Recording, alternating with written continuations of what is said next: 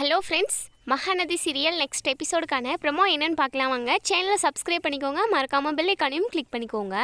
இங்கே ராகினி ஏற்றி விட்ட மாதிரியே வெண்ணிலா காவேரியை பார்த்து நம்ம நாக்கு பிடுங்குற மாதிரி கேட்டே ஆகணும் அப்படின்றதுக்காக காவேரி அவங்க வீடு எங்கே இருக்குன்னு சொல்லிட்டு ராகினி கிட்ட அட்ரஸ் கேட்டுக்கிட்டு ராகினியவே கொண்டு வந்து ட்ராப் பண்ண சொல்கிறாங்க. அப்போ தான் கொஞ்சம் நேரத்துக்கு முன்னாடி தான் நம்ம காவேரியுமே வீட்டுக்கு வந்திருப்பாங்க. வீட்டுக்கு வந்ததுமே சாரதா காவேரி தனியாக நீ கஷ்டப்படுற, ஏன்டி எதுக்காக நீ இப்படி கஷ்டப்படணும்?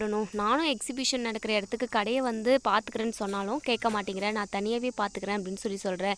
எதுக்காகடி நீ இப்படி கஷ்டப்படுற? அது மட்டும் இல்லாமல் உன் வாழ்க்கையிலே அத்தனை பிரச்சனை இருக்குது, அதையும் நினச்சி உன் மனசு கஷ்டப்பட்டுக்கிட்டு இருக்கோம். இதுக்கு நடுவில் நீ இம்புட்டு வேலையை செய்யணுமா அப்படின்னு சொல்லிட்டு ரொம்பவே ஃபீல் பண்ணி பேசிக்கிட்டு இருக்க நேரத்தில் இங்கே வெண்ணிலா வராங்க. வெண்ணிலாவை பார்த்ததுமே சாரதாவோட குடும்பம் எல்லாருமே ரொம்பவே பயங்கர ஷாக் ஆகுறாங்க. இங்கே எதுக்காக வந்திருக்காங்கன்னு சொல்லிட்டு உடனே சாரதா இருந்துட்டு, ஏய் எதுக்காகடி நீங்கள் வந்திருக்க? அதான் அந்த விஜய் தம்பி வீட்டில் இருந்துக்கிட்டு பண்ணுறதெல்லாம் போதாதா? இப்போது இங்கே வேறு எங்களை அவமானப்படுத்தணுமா நீ அப்படின்னு சொல்லி கேட்குறாங்க.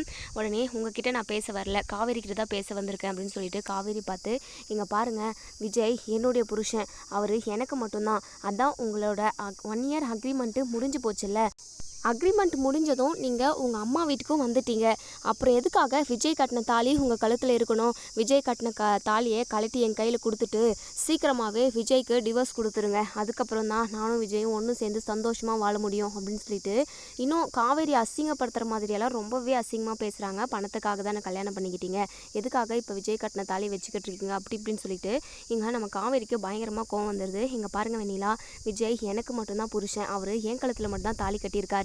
எங்களுக்குள்ள 1000 பிரச்சனை இருக்கும், நாங்கள் ஒன்று கூடிப்பீங்க, எப்படியோ ஒன்று இருப்போங்க. உன் கழுத்தில் விஜய் தாலி கட்டவே கிடையாது, நானும் விஜய் தான் ஒன்று சேர்ந்து வாழ போகிறோம் அப்படின்னு சொல்லிட்டு காவேரி வெண்ணிலாவுக்கு சரியான பதிலீடு கொடுக்குறாங்க.